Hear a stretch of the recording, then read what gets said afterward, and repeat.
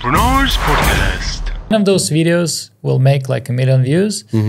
Then I'm getting on Joe Rogan's or on Kill Tony, and that's it. I'm a successful comedian. But it can... You just mentioned those names. We forgot to talk about it. You almost met Joe Rogan.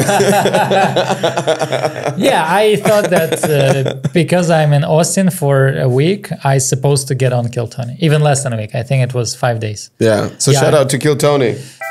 Oh no, that's the wrong one. Wait.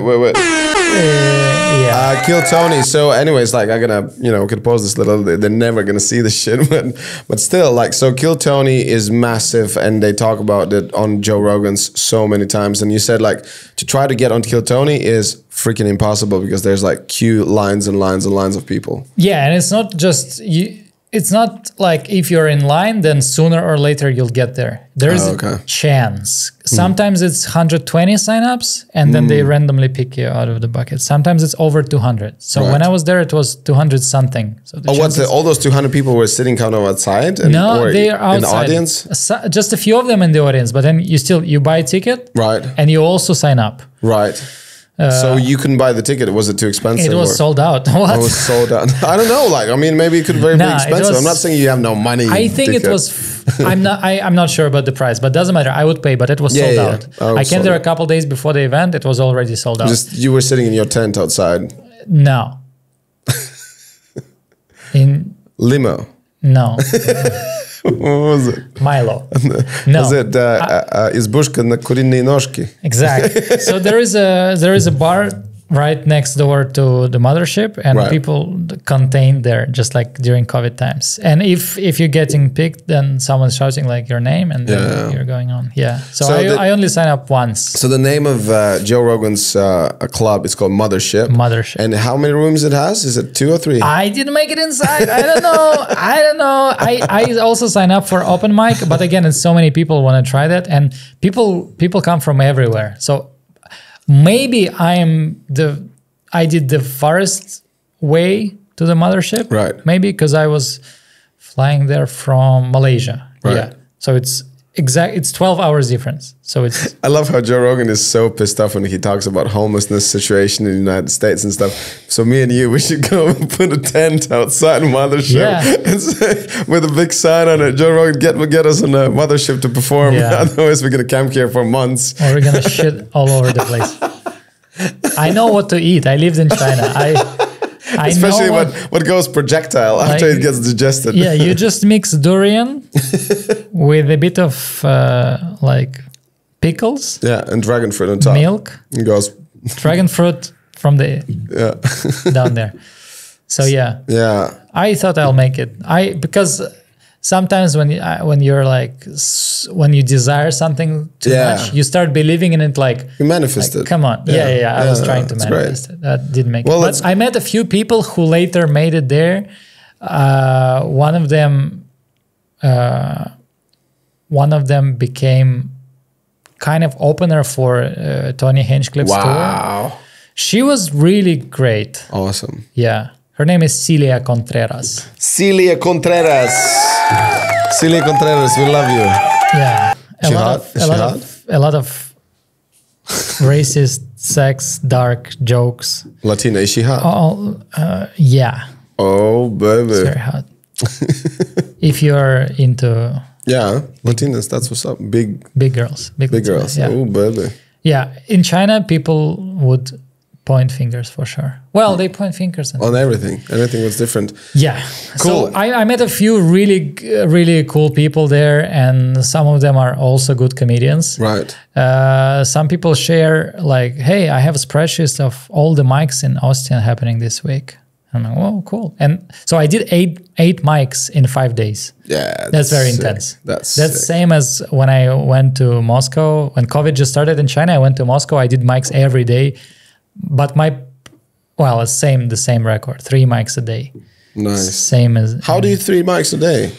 Some of them are at 6. Some of them are at 12. Oh, okay. And then you just run. Some of them are lunch, breakfast. The weird one was like at 4 or something. Yeah, and it's only comedians, of course, because people work. Yeah. And people have lives. yeah, and comedians don't have lives, so they just come and perform in front of each other. Everyone knows each other's jokes. Yeah. But that's why I was a bit special, because I'm from from outside, and then no one knows me, and then all my jokes were new. So I was one of few comedians who had jokes funny for other comedians. But it's not because I'm so great. It's because they just didn't hear those before. It's very fresh. And other comedians, they know each other. Let's say there is like 50 local comedians and there are 2-3 mics a day. Of course, you sometimes hear those jokes. Nice. Yeah. So, fuck yeah. Some mics, they were like almost limitless. You can talk for like 10 minutes. Some mics are 1 minute. What? Yeah. 1 minute? 1 minute. What the fuck do you say in 1 minute? You rehearse your set for Kill Tony because everyone is optimistic. Like, that is crazy. They're gonna pick me. Yeah. They will for sure. Like I was the same. Have you listened? Have you watched much of Kill Tony? Yeah, of course. I've seen a couple of them. I haven't seen much. The whole. I think about a year. I listen to that all the time. Where is the place to watch them? YouTube. Just YouTube. For watching. Spotify for listening is the same content. Sometimes I listen and then something is related to appearance of comedian, or they say like this guest or this guy in the audience look like something, and then I have to find this moment on YouTube and watch it. What do you think about Kill Tony? Do you think they would, how to say, like not prefer, but like they would be more acceptable to those whose English is first language? Like, would that matter? Do you think? I think if I would emphasize more that I have Russian passport, maybe they will pre-pick me because there is such thing. It's not like official, but people kind of know that out of 10 or 15 comedians who are out of the bucket, some of them are pre-picked. So they did well on Mothership Open Mic. So you would say you have advantage. I think opposite to disadvantage. Because also like they stuff, in my opinion, a little bit is like there's a lot of jokes and sense of humor is like American sense of humor, American jokes, and you have to like be familiar with the culture, the movies, the songs, and that kind of stuff. So someone who is not that familiar with that stuff, would you say that would be a disadvantage with them, or is just like how do you play with it? Like you can, exactly, because it's not only about your set; it's also about the interview. Right. So the set is just 1 minute, but then interview could be a couple minutes if you're boring or slow or being a dick. Or it could be 20 minutes. With some people, they talk for 20 minutes. And interviews after they've done their set? Yeah. Right. So you do your set, and then like, okay, now let's chat. Yeah. Fucking 20 minutes to chat on Kill Tony. That's insane. And I think my advantage would not be having English as second language, but being Russian and joking about that and mocking his own country for starting a conflict and like... But at the same time, living in Asia. So it's like, not like super interesting person, because there are people who starred in some classic movies or who starred in recent like Teenage Mutant Ninja Turtle, or there is a guy who's like wrote some famous song and no one knew how he looked like before. There are some. Wow, that's like a fucking proper already stars going there. Yeah. Well, Steve-O did a set there, and like sometimes it's some famous person. Sometimes it could be just like, sick. Boom, Tom Segura is doing a set, like just whatever. Fucking Steve-O, that guy. You met him? No, I haven't met him. I would love to meet him, but he just looks such a positive character, man. I looked into his fucking autobiography and his documentary. Like, this kid was just nuts. Do you know how many times they did veneers on his teeth? How many? And every time they do the veneers, they basically like sharpen your actual teeth, like they look like spikes. Yeah. And like 3 or 4 times, and one of them was like he just did them and then he knocked them out or some shit. Wow. You get some, you lose some. Nuts. But I think the craziest one where he was like doing a shark fucking fishing and just putting some meat attached to his speedos and stuff and jumping in the water where sharks are. I'm like, this guy's crazy. Okay, so would be really great to get there. It would be. And my just manifest it. Just visualize it. I'm going there again. Yeah, maybe in let's do it. March or April. Yeah, let's do it. Yeah, I'll come with you. March, April, something like that. If I'm not doing a big Hollywood movie where they pay me a lot of money, then I'm coming with you. Let's do that. Let's go to Austin for maybe 3 weeks or somewhere and go there every Sunday. And then we need to find where Joe Rogan does his podcast. And then we just can put a tent outside there. Camp it. Stay, we're waiting.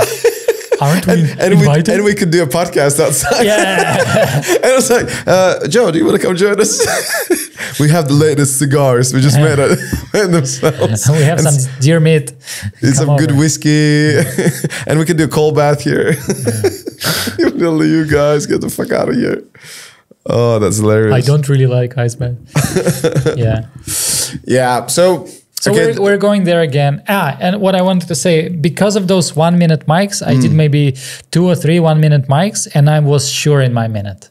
Right. So when I was waiting in this restaurant, Shakespeare's, next to Kill Tony, yeah, I was like super sure in my minute. My minute was solid already. Was solid. You do, it's not like here you do 1 or 2 mics a week and you're trying to like jungle around your material and twist something. I did the same thing every time it kills. I'm joking about America and Russia without too much of things people don't know. Right. Americans don't know anything about Russia except being enemy. And so I was joking about that, and every time people understand what I'm saying and they find it funny, and I'm like, okay, I'm going to kill Tony. This minute is gonna kill. Yeah.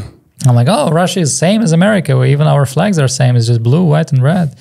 Blue stands for police brutality, and people love it. And Blah, blah, blah. Bruno's Podcast.